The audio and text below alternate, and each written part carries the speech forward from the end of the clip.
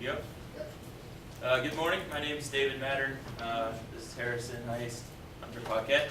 We're on the team, and we're trying to build an automated foosball table. Foosball is also known as table soccer. It's traditionally played 1v1, 2v2, and the objective of the game is to just score as many points against the opponent as possible. Games usually go to either 5 or 10 points. An important piece is spinning of the players is illegal. So the goal is to develop a fully automated foosball table that can play an intelligent game against a human opponent.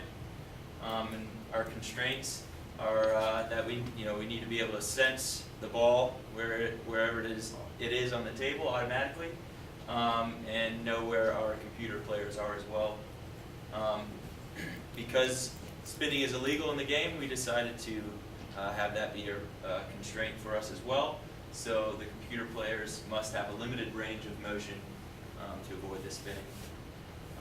And some of these, we're hoping to add some multiple difficulty levels if possible, and play a complete game without any sort of outside assistance. We decided that speed of play would be important, so it could be a decent game against a human.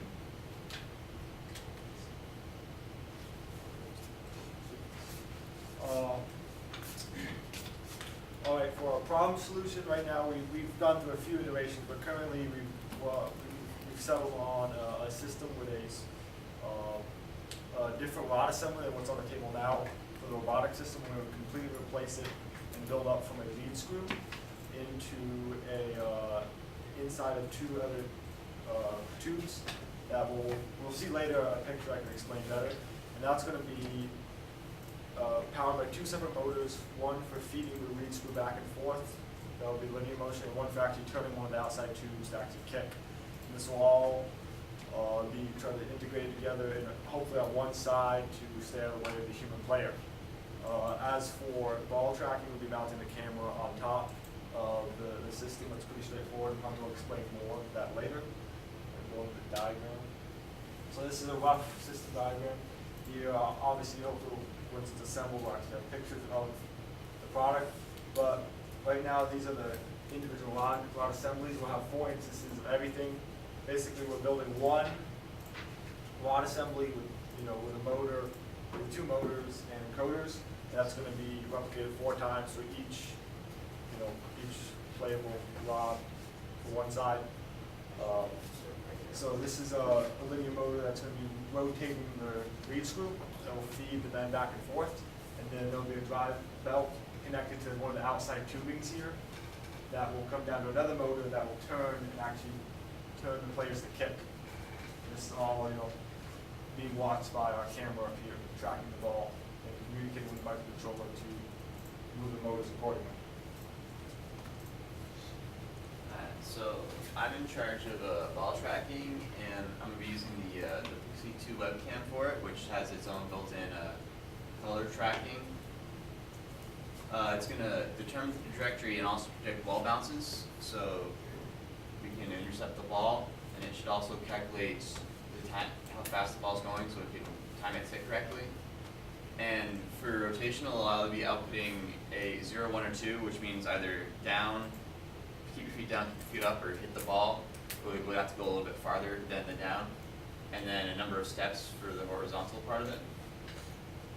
So this is the Pixie 2 webcam right here. It interfaces with this software called Piximon, where you can train it to detect colors. You need at least 4 by 1 pixels. So like this is way too big. It'd be like you can detect something pretty small. It does 60 frames per second, which is fast enough for what we want. And it detects up to 7 colors at once, and it has an adjustable sensitivity. And so this means that it'll pick up the same color, like a wider color range. But so this gave me a little bit of problems earlier when I was trying to set it up, because I had a red ball, and it would even I made it too sensitive, so it wouldn't. If it's not sensitive enough, sometimes it'll pick up 2 different things on one color.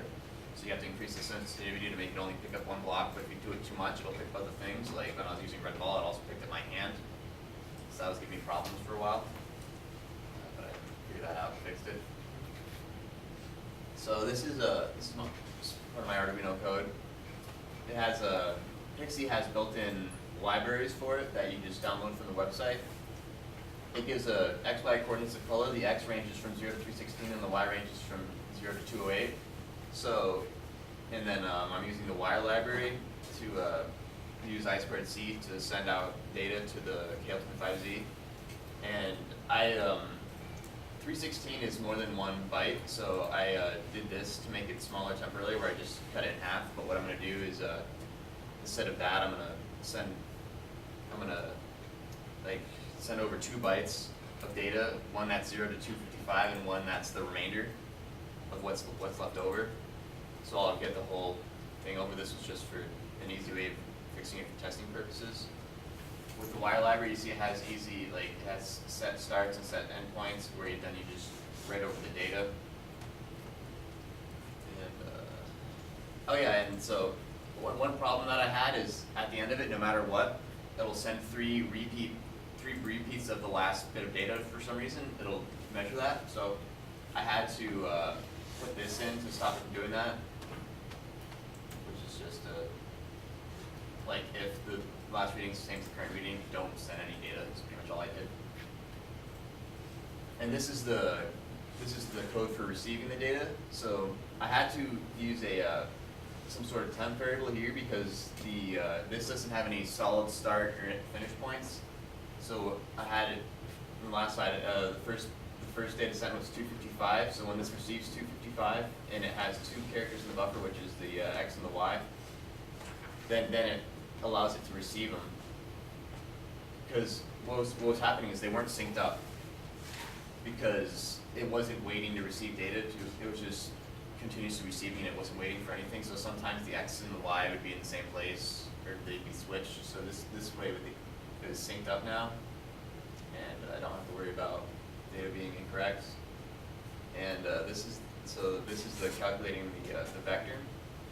I only want to do this on a hit, so that's why I have these dx and dy's are greater than 4. I mean, if there's a change of 4 pixels in a single reading, which is reasonable for a hit, then I'll do this code where I'll raise a hit flag for later in the code, but it just calculates the degree of the hit by the change in x over change in the arctan of inverse tan of y over x, and then I just put this into like a 360-degree scale, and then yeah.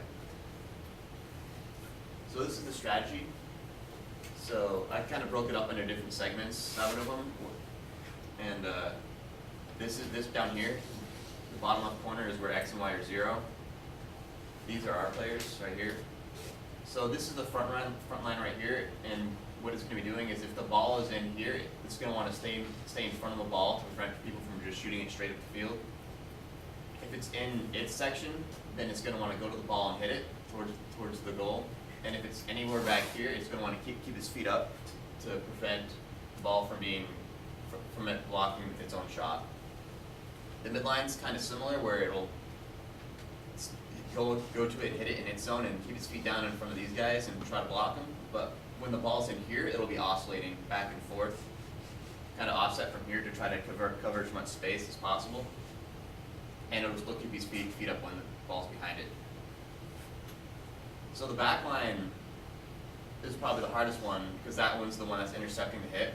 So if the ball's anywhere up here and it's hit hard enough towards it, it'll use the vector to find where the ball's going to go and get in front of it. And other than that, it's the same. It'll keep in front here and it'll keep its feet raised when it's with the goalie line.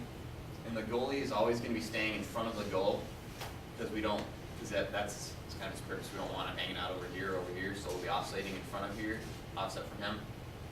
And then it's going to want to keep its feet down behind the ball here because there's sometimes when people can just shoot it straight back at the goalie if they time the hit right, so I want to prevent that, and then in this section I'll just go to the ball and hit it if I can.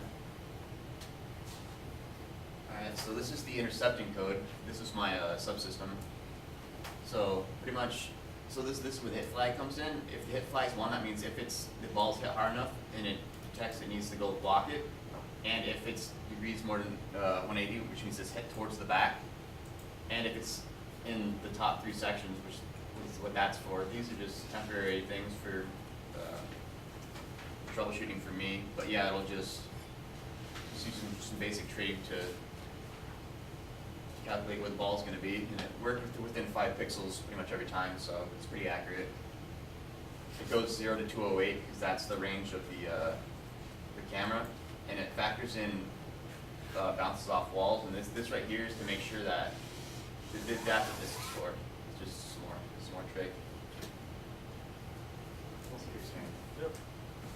I just wanted, before I get into what we're doing now, I wanted to just talk about my subsystem as well, that we didn't end up going with, but I just wanted to show off what I ended up making, and I had some success. I was able to move the players linearly and kick somewhat, but it just wasn't up to our liking compared to other options. As you can see, moving around, kicking a little bit.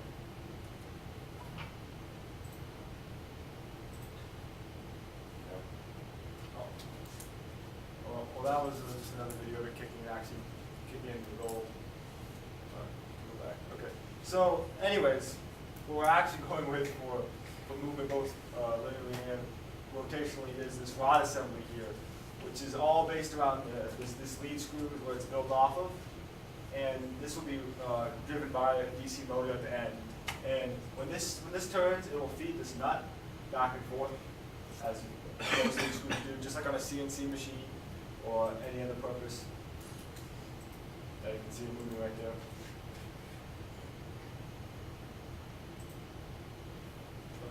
Close that out.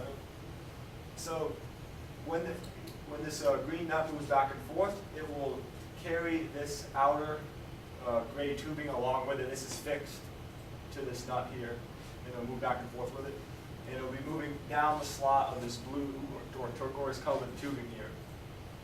So it'll move freely linearly without this blue rod moving at all, but it'll still move the gray rod, which the players will be attached to this outside piece back and forth. Next slide. And so you can see here this is for just the linear, talking about the rod. We have our Acme threads, which are usually what's on milling machines. But we ended up going for the most aggressive type of lead screw we could find, which is a torque spline. The pitch on the rod that we have is a 1 inch per revolution, which is quite aggressive, because we want to move this as linearly as fast as possible to try to keep up with a human who's moving quite fast. And we just have distances we have to cover up to 13 inches at a time for these two fenders here. For kicking, it's going to be encompassed by the same assembly here, but there will be a motor actually turning this turquoise or blue colored tubing here, and that's going to be there's going to be a belt around the end here, and that will be driven by another motor here. You can see, so there'll be a motor driving one pulley, and another end will be around the outside of the tube.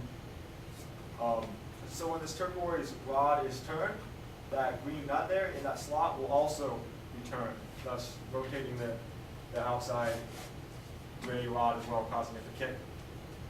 One thing we have to keep in mind when doing this is when we rotate that lead screw, that nut on the lead screw is also turning, so it will slightly feed horizontally when we kick. So if we move it 90 degrees, it's going to move 1/4 of an inch. When it makes contact when kicking, it's probably going to be more like 1/8 of a turn. So it's not going to be much, but it's one thing we have to keep in mind.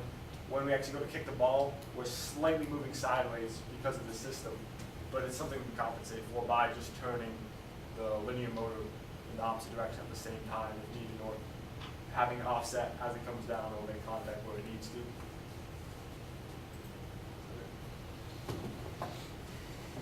All right, so I was in charge of choosing motor for the linear rod travel. And some of the design considerations we went with, first off, we went and we took a video of just seeing how long it took to move the rod full length and we wanted to get roughly kind of similar to that speed. So the obtained desired average velocity we found was about 60 inches per second, and with the 3/8 inch torque spline screw that we found, we found we would need a motor output to be roughly 7,200 RPMs. And then we also did some calculations to find the required torque for the system, making some assumptions on the total weight of the rod assembly being about a pound and a half. And that came out to be 9.3 ounce inches. We multiplied that by 3 for friction and other variables that we hadn't considered. Came up with about 27.9 ounce inches. We found this motor here that gave us 6,000 RPM output, and at a running torque speed of about 28 inches. So we were pretty confident that this one will work, and we'll be trying it out within the week to verify that. This is just the hookup diagram. Going to be attaching it to a microcontroller here. It's a 24 volt motor, so we're going to need a 24 volt power supply feeding the motor controller, and a power supply for the microcontroller. We're going to have an encoder at the base of the motor to determine how many rotations it's gone. That's how we're going to determine where we are on the field, where each player is. Thanks. So I'm also going to be doing the motor for kicking. I know the picture is the same. We might use this. We still have yet to determine if this motor will work, but we did the same thing. We took a video of hitting a ball in the back, and just saw how long it took for that rotation, and then we calculated the average velocity of that, which was 300 RPMs. So to get from full speed back down, we needed the peak